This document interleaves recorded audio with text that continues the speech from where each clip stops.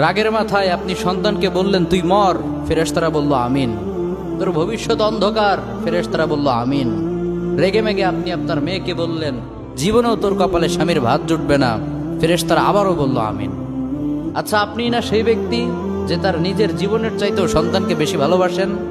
আপনি না সেই ব্যক্তি যে তার সন্তানের জন্য হাসতে হাসতে নিজের জীবনটাও দিয়ে দিতে পারেন? আপনি না সেই ব্যক্তি যে আল্লাহর কাছে নিজের চাইতেও সন্তানের জন্য বেশি দোয়া করে? তাহলে কি করে নিজের হাতে নিজের সন্তানের এত বড় ক্ষতি করতে পারলেন? Doesn't make any sense. Common sense বলতে কিচ্ছু নাই আপনাদের? আপনারা কি জানেন না আপনাদের রাগের মাথায় বদদোয়া করাগুলো ফেরেশতারা আমিন বলে?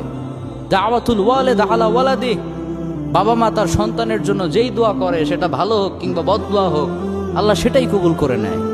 এজন্য খবরদার, নেভার কার্স ইউর চিলড্রেন। রাগের মাথায় কখনো সন্তানকে অভিশাপ করবেন না। খুব বেশি রাগ উঠে গেলে তার জন্য